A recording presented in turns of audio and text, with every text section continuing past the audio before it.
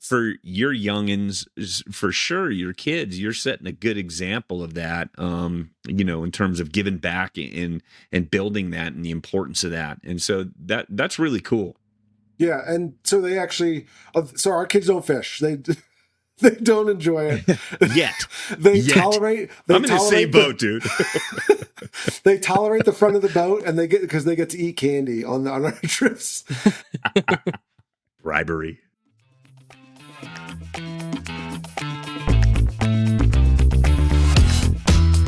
Welcome to Guys Fishing Weekly. We don't just fish, we hug.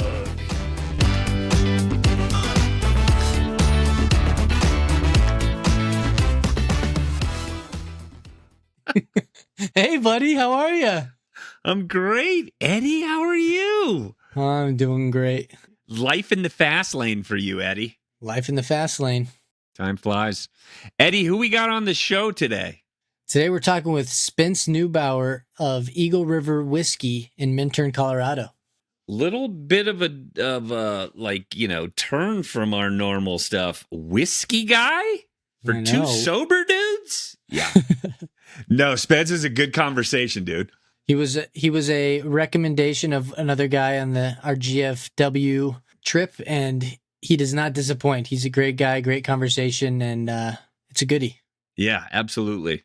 We're talking about single malt whiskey, third spaces, adventure in the Colorado outdoors, and fly fishing the Eagle River. Let's get into it, brother.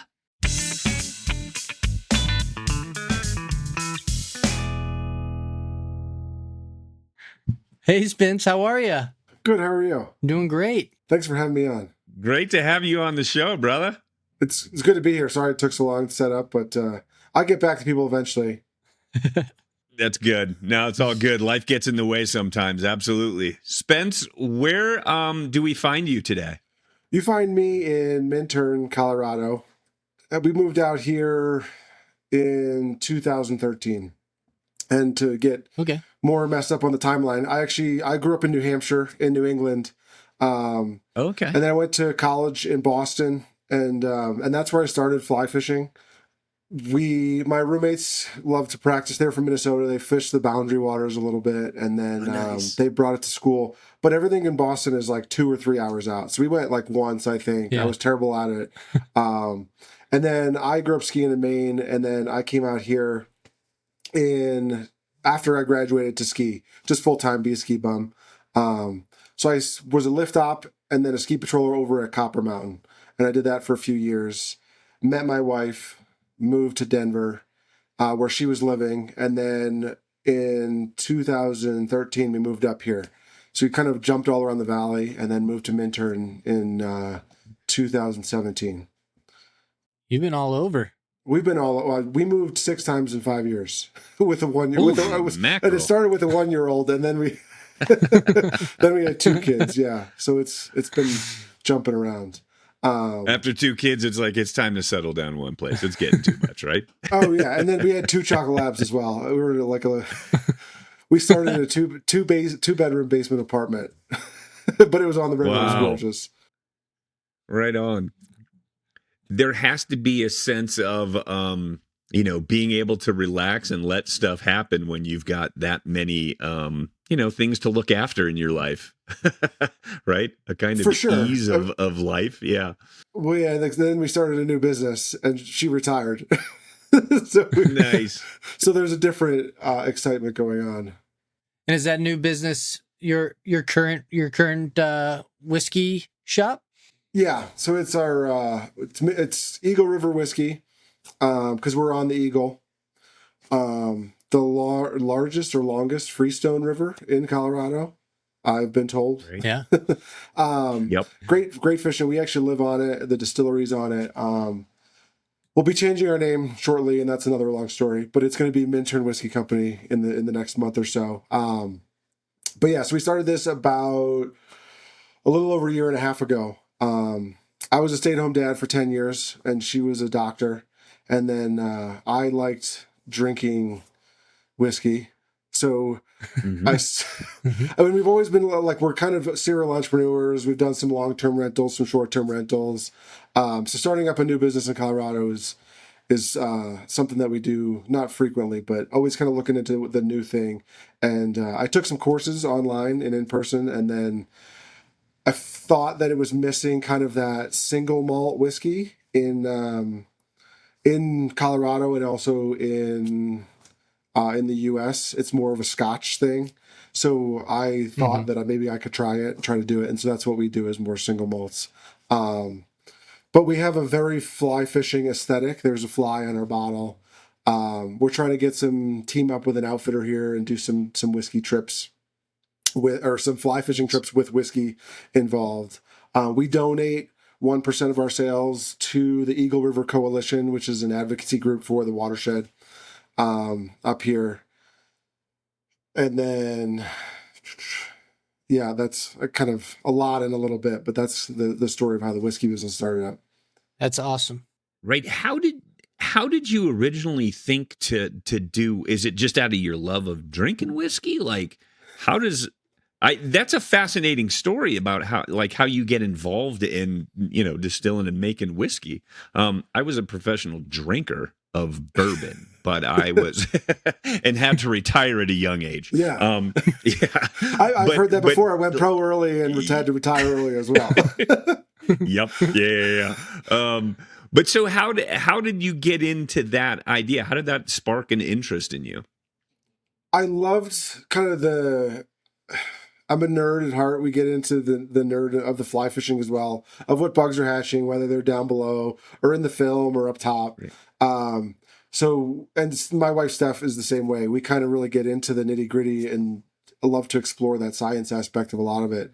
So I started learning the differences between bourbon or Scotch or single malt, and then I like peated whiskey as well. So the smoky stuff, right?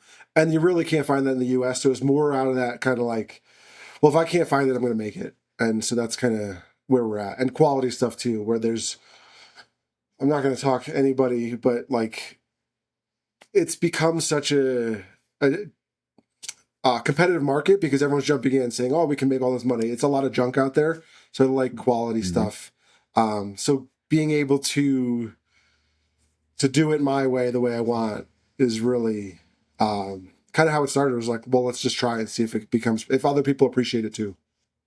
That's awesome. We got linked up, and we should let our listeners know that we got linked up through our buddy Rob, who came to your shop a few months back, and you guys hit it off. He hits it off with anybody he walks into a room with. He's just a ball of energy. But he was, so excited to meet you. Loved what you were doing there. Loved the whiskey. We asked him to write us a little bit of a review about your whiskey to tell you his thanks. So his review on your whiskey is: the pocket water hits the palate as sweet as a cutthroat sipping a dry fly on a high mountain stream.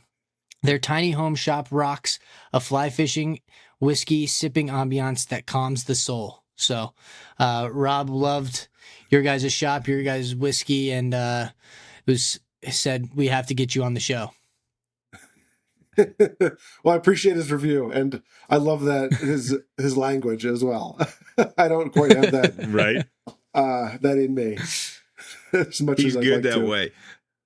Right. One of the big things that stood out to him and made him flip out was your kind of your parallel with us in terms of creating third spaces and providing that kind of a space for people to kind of go and sort of slow down and take stuff in. Speak about that idea with you and your business and what you're creating there in Minturn. Because Minturn is not a big town. No, Minturn's a super small town. It's about 1,100 people. We're set to grow here in the next few years, but even then, if we double in size, 2,000. I grew up in a small town in New Hampshire of 40,000. Okay. That's a little different. That New England kind of like, it's way different getting out here and learning the size or the density of places. For sure. Yeah, I learned about third places or third spaces probably 3 or 4 years ago. It was right after COVID where we lost third spaces. Mm-hmm. And you don't realize what you're missing until it's gone, really. But sticking everybody at home for their first space and then working their second space, keeping that all in one, and then never having that outlet to go anywhere because everything was shut down. And then a lot of places closed. So even when we open back up, you don't have that third space again. When I learned about it, I was like, oh, and then we opened the whiskey shop. And so we opened 23 in June. We had our little tasting room. And I wanted that to be that gathering space where people can stop by for a drink, have some community. And then it kept building and building. We had a slow year. We're in this industrial business park with no walking traffic. And then we opened our shop here on Main Street, so a lot of walking traffic. We opened this June of 24. It's 130 square feet or 120 square feet, and it's just a tiny home / shed that a guy from Evergreen came up and built, and my wife decorated it in a fantastic Scottish, real small pub style. Yeah.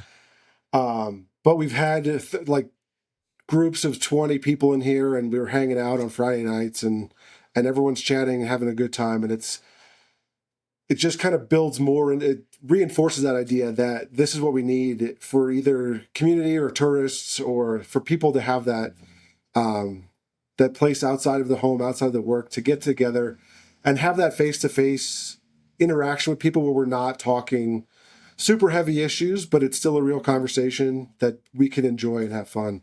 So yeah, when I saw, or when I said that to Rob about creating this into here, his eyes lit up. I think he FaceTimed one of you immediately. And we talked about getting on. Immediately. Oh, it's good.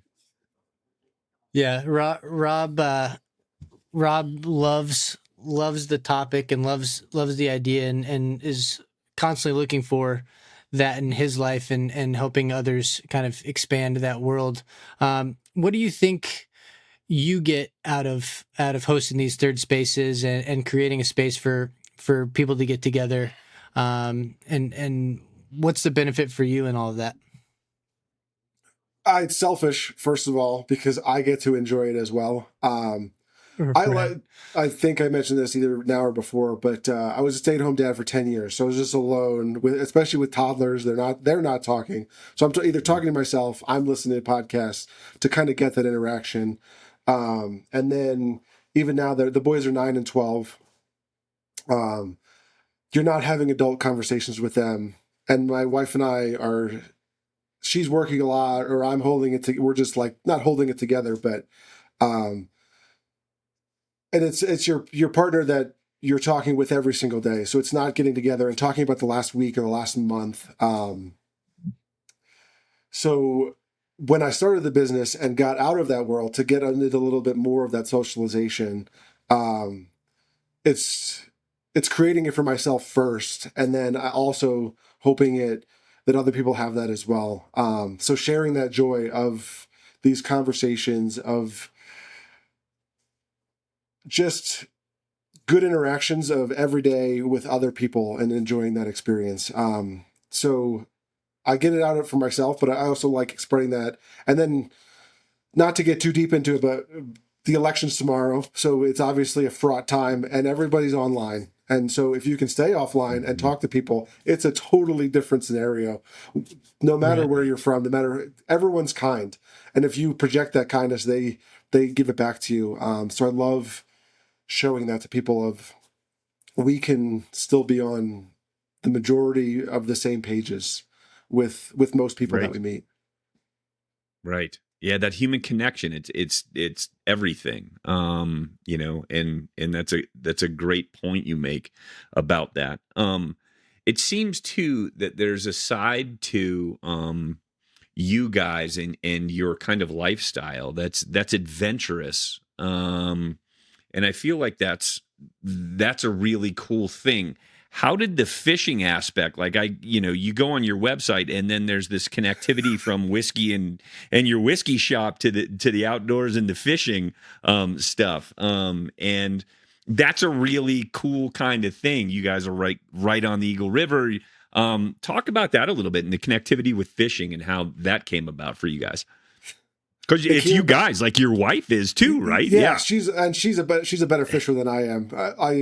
We talk about a little bit about the science. I throw for most of the season, I throw a hopper with either a peacock caddis behind it or not a Pat's a parachute Adams, and that's what Yeah. it's on my rod. I pull it out of our rod rack, and that's what I fish with until I either don't catch anything or it breaks off. And I throw something else on there. But she's staining the river. She's looking at what's crawling, like picking up sticks, overturning rocks. And then sometimes will catch more, but most of the time she's catching more. And it was a really funny. So, like I said, my college friends were pretty big fly fishers back east. Two of them visited me when we first moved out here. So that was probably 2014, I want to say. And then so it was my friend Leshik and his wife, and they had a kid, and then our friend Andrew. And so they came out with a few rods, and then I bought a pair of waders from Minturn Anglers down the road, and we just hopped on the river. We drove down the highway and picked spots to try to find places to fish, and we had a blast. And then poor Steph was stuck taking care of the kids a lot, but then I would switch and she would fish with them too, and then she was hooked immediately, and that was the beginning of it. And then she showed more enthusiasm than I did. We bought some rods, we bought some gear, and then we tried to get out on the river once runoff, kind of like on the upswing of runoff. We try to get out probably once a week, if not more. It's a bit last year and this year a little bit less. And then we bought after COVID or before, we bought a drift boat from a guide that was going back to school. So we float to Colorado a little bit.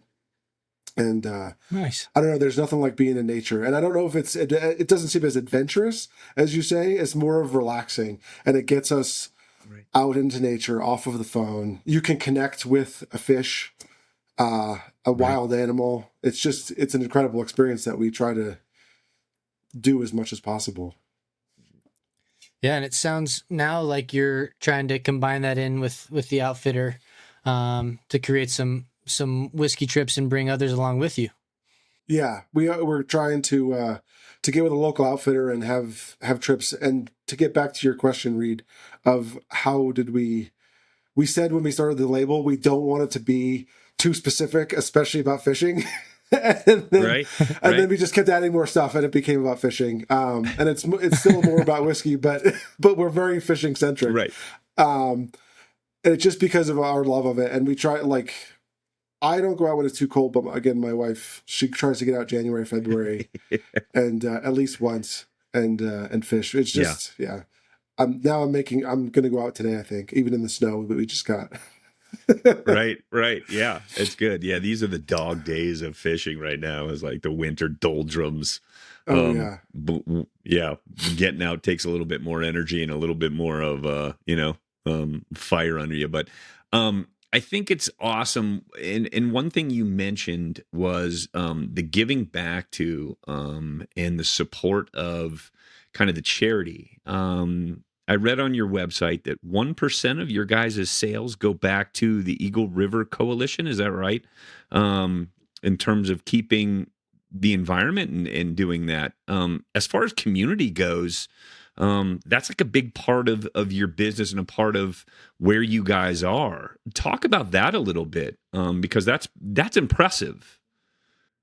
Yeah, I don't know. We just popped it up one day and we were like 1% we could certainly do. So 1% of all our sales goes to the Eagle River Coalition, formerly the Eagle River Watershed Council. But they're a local advocacy group for the watershed from where it starts at Camp Hale and goes all when it meets the Colorado.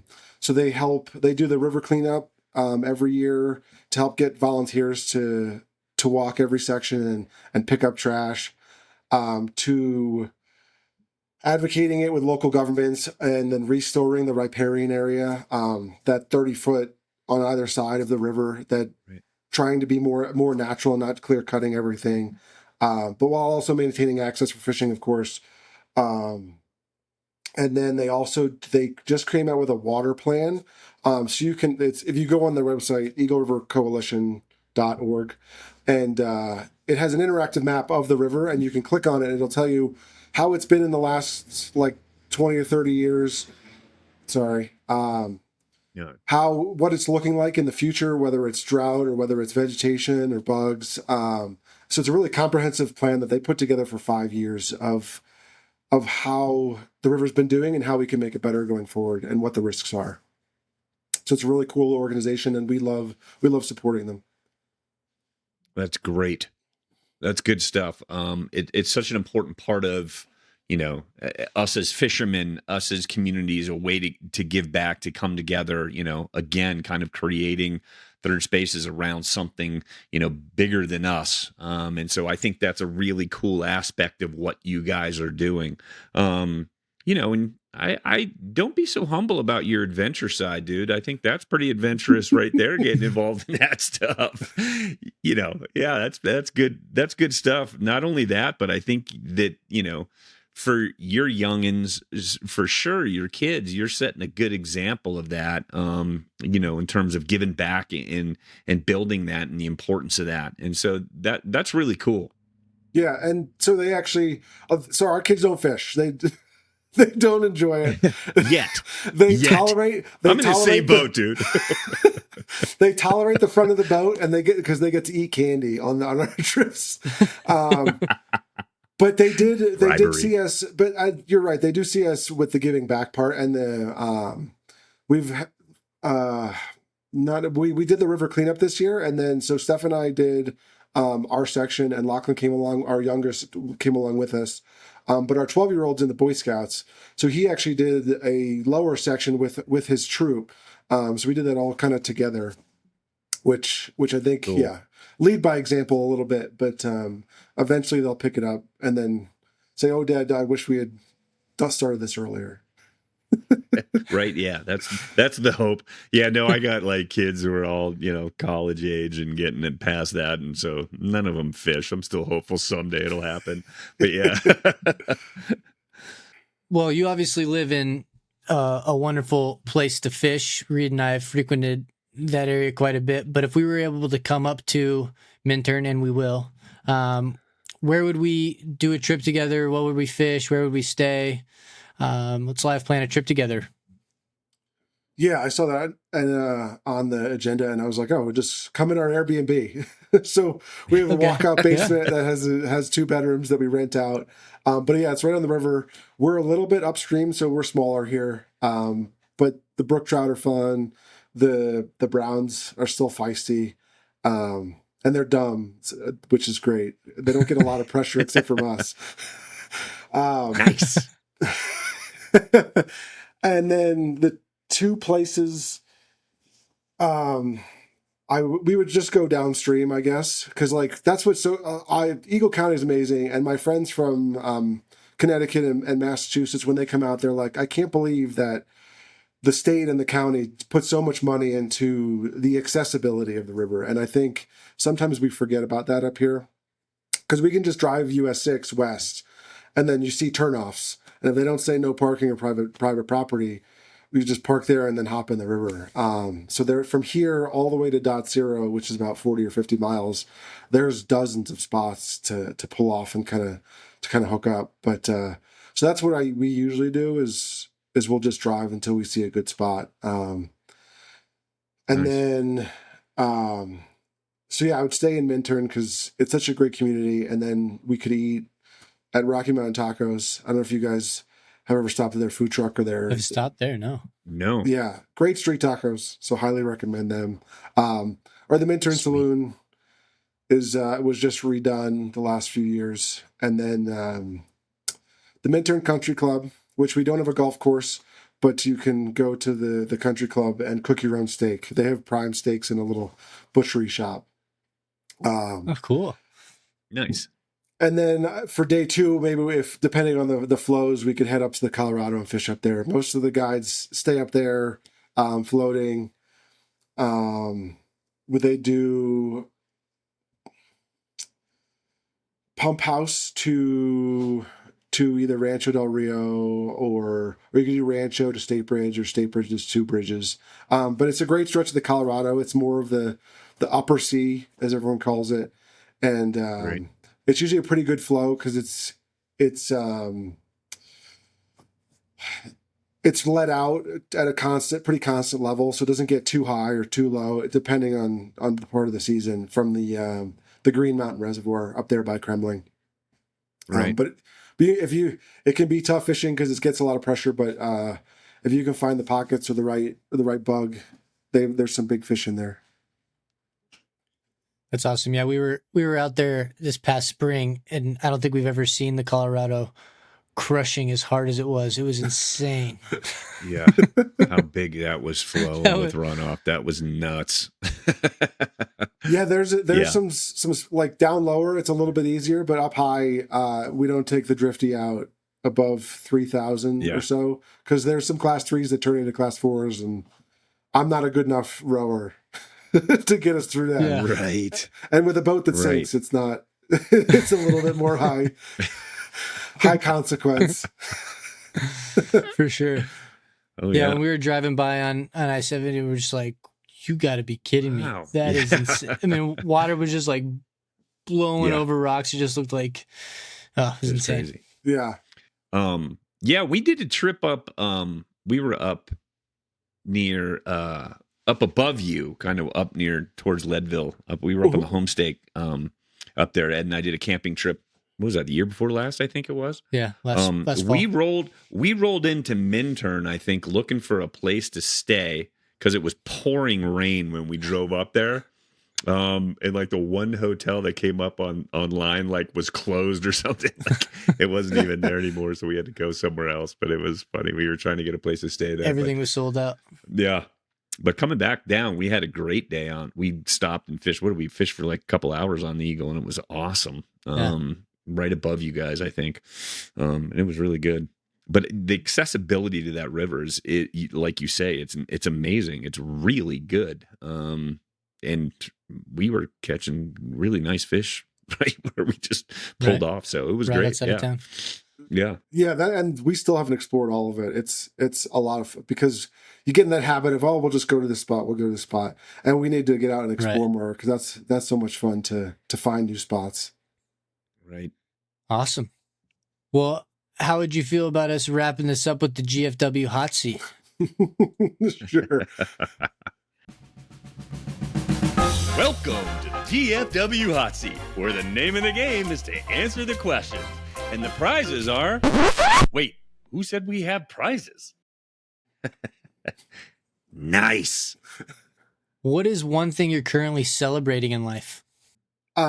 We are celebrating the success of our whiskey shop. Because the first year sales were just grinding and slow, and it's a lot of hard work. So this year it's just been this summer, and even through October we've been busy. It's been awesome to meet all these new people and to have these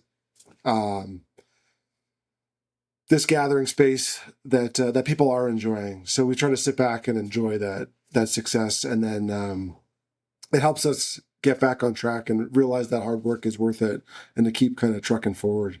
Nice. That's awesome. Do you guys have, is there like, I know like in ski towns and a lot of those, there's like mud seasons and, this slowing down period. Are you guys able to keep maintaining like with the community up there? I mean, people giving you good support?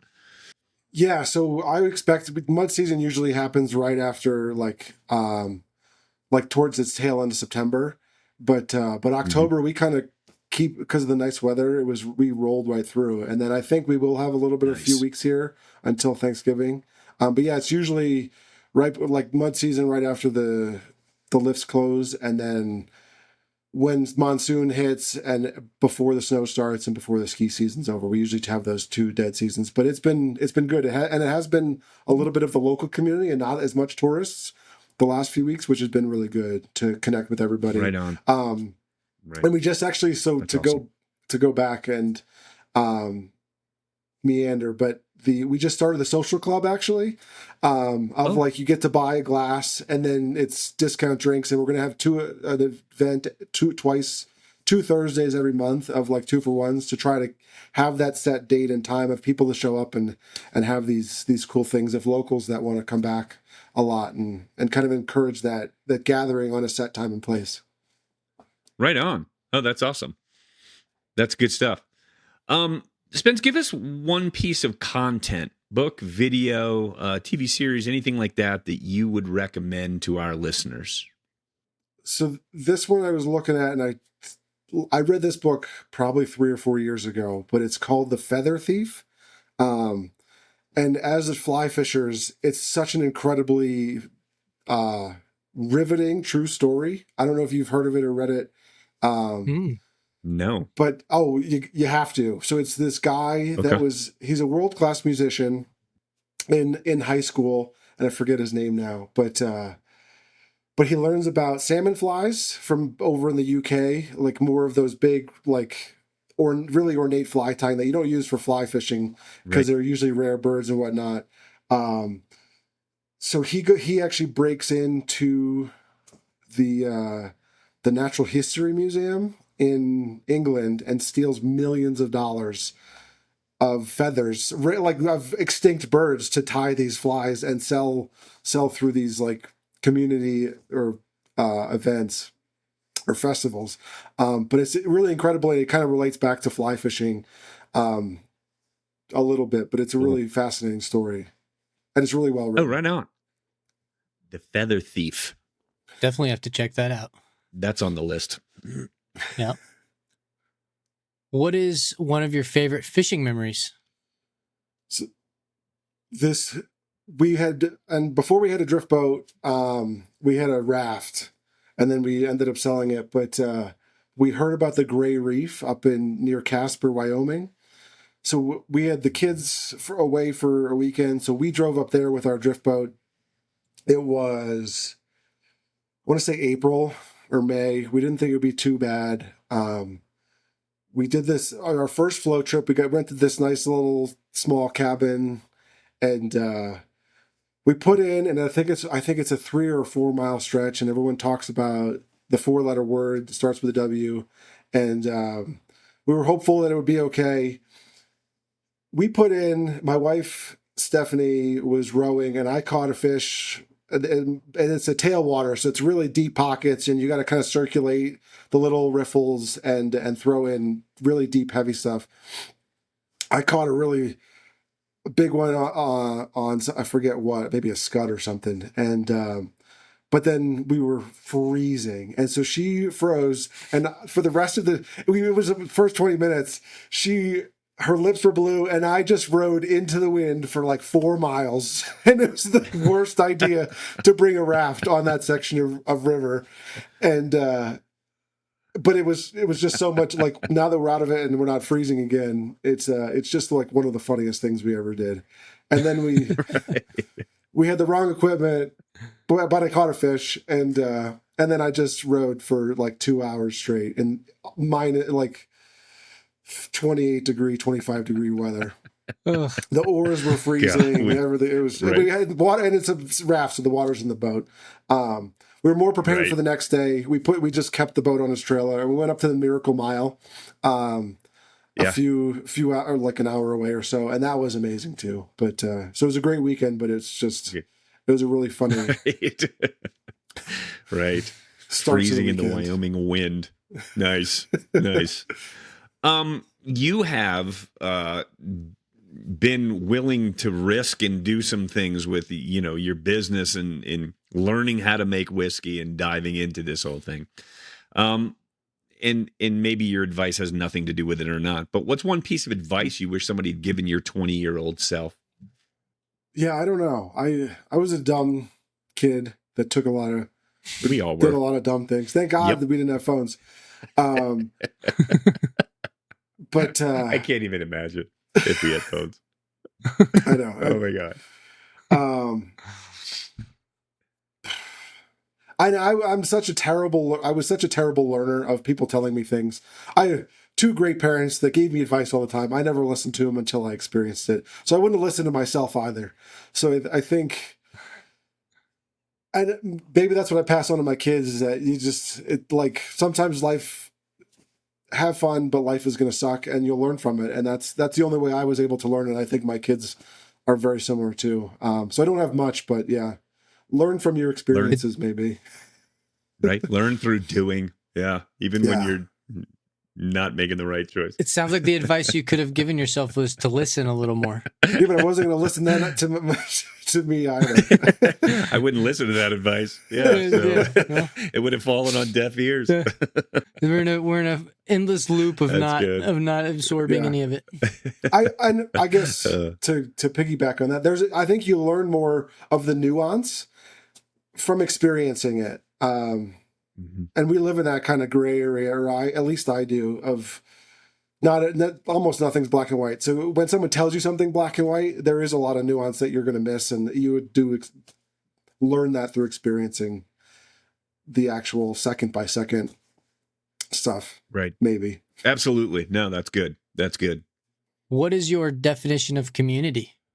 I think it's a group that has fun together, not worrying about too much, but then also that supports each other.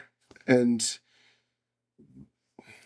we have that kind of with neighbors, a smaller community of sometimes some people need something and they're more of the rock, and then other times it kind of goes back and forth. It's kind of let's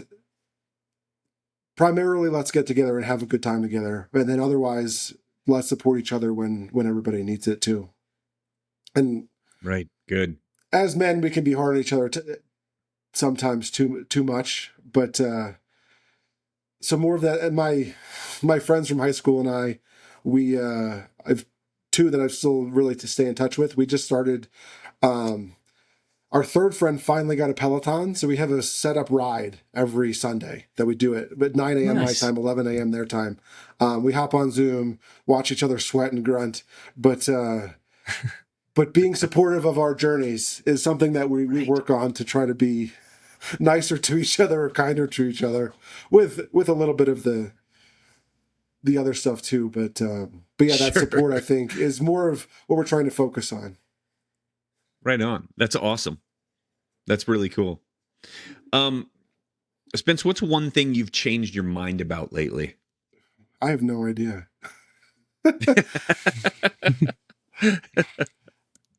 I guess We I love say that that not as question. I'm stubborn as anybody will tell you, but at the same time, I do live in that gray area, so my mind's never set. I'm constantly meandering through Yeah.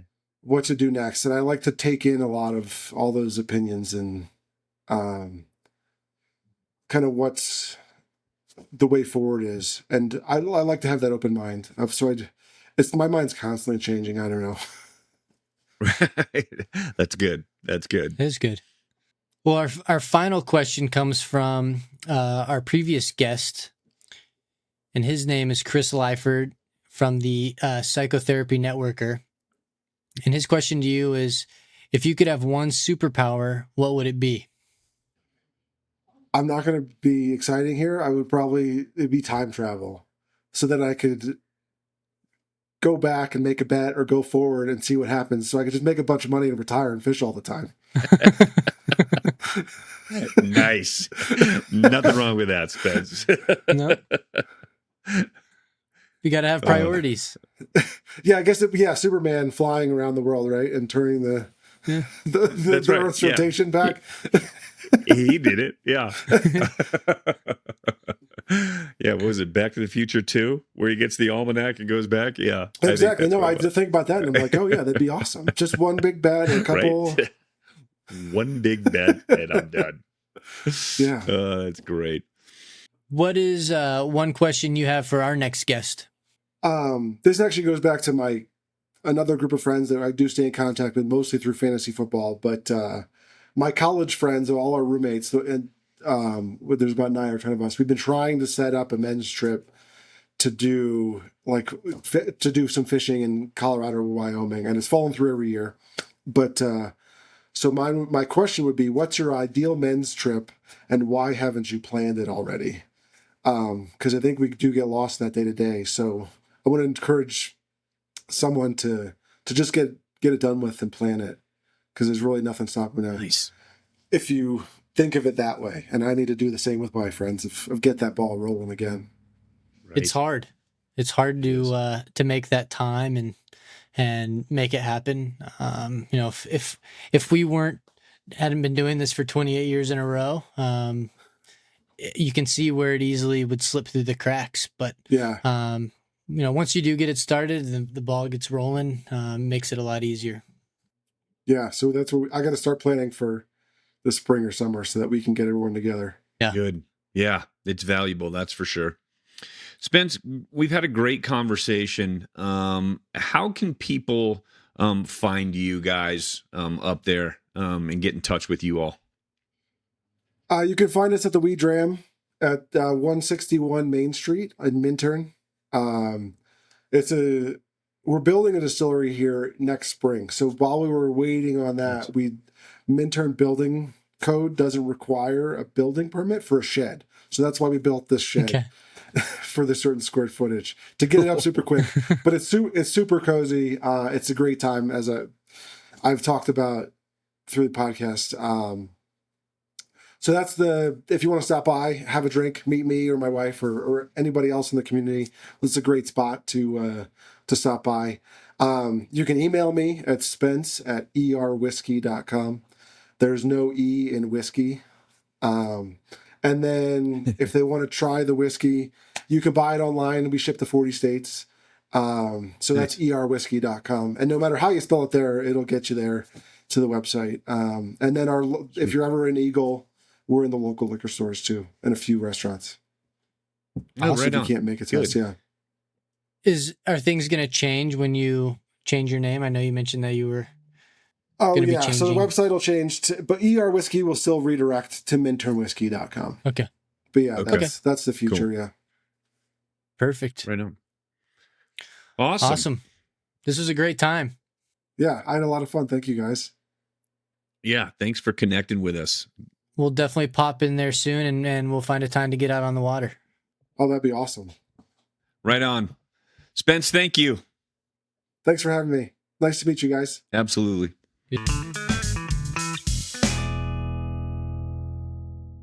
Oh man, that was a great conversation.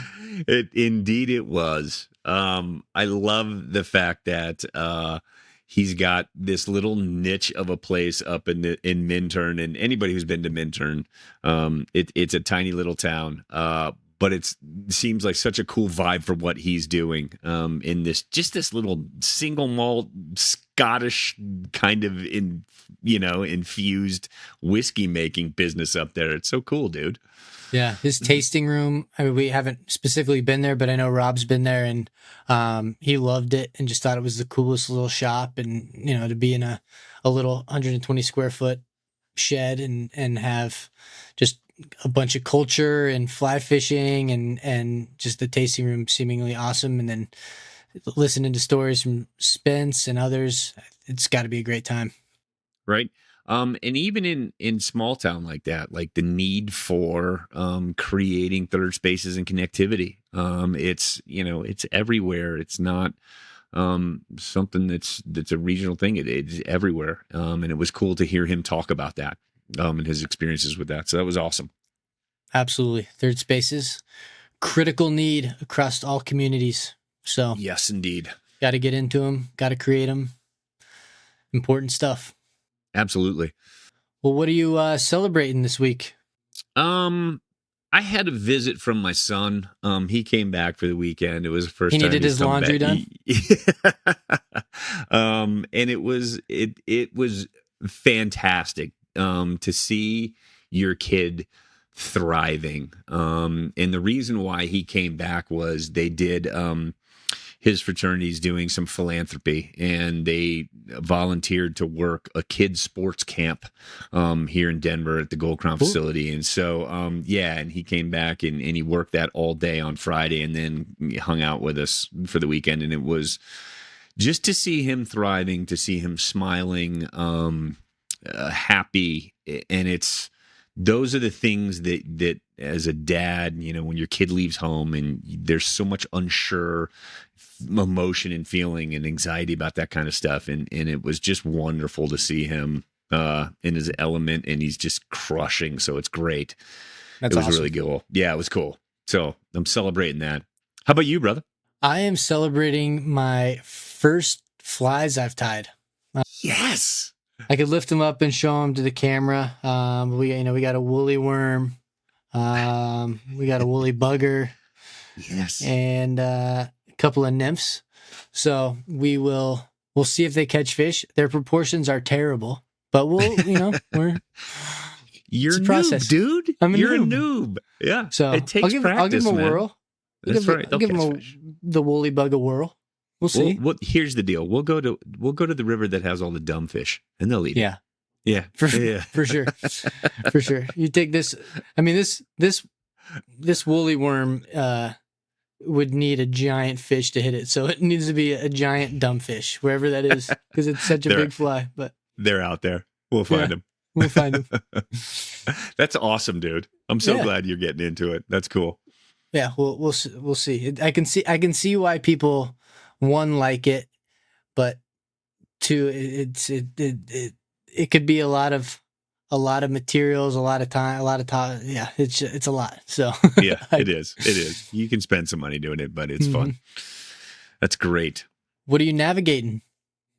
I am navigating my emotions around desperately wanting to go do another fishing trip.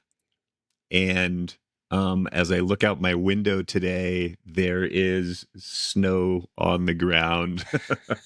So it's our first snowfall, which means it's winter, which means this is when it slows down. But I am so antsy to go on another fishing trip. I keep finding myself flashbacks to our Wyoming trip, to up in Buena Vista, to the GFW trip we took, so I am itching, dude, to get out and go. Yeah, we got to figure something out. Something a little warmer to get on the water, and maybe might just head south, see what we can find. Right. Yeah, I'm feeling that itch and the need, so I have to temper my emotions around this, but I'm ready. All right, we'll figure something out. How about you, dude? What are you navigating? I am navigating a new social media addiction. The election and all of that stuff is like, I've never really noticed myself to be somebody who gets addicted to social media. I for the longest time had social media stuff deleted, and I find myself just digging down rabbit holes right now. And I've noticed it. I'm aware of it, and I've got to kick it quick, because I do not want to get dragged down that I don't want to fall prey to any algorithm. So that's right. That is what I am navigating, and I'm hoping that once this election does pass, that I can stop digging so much. Get off the sauce. For sure. It's tough. It is. It's a brutal one right now. So I'm just ready for it to be done. I am. So right on, dude. Well, another great episode.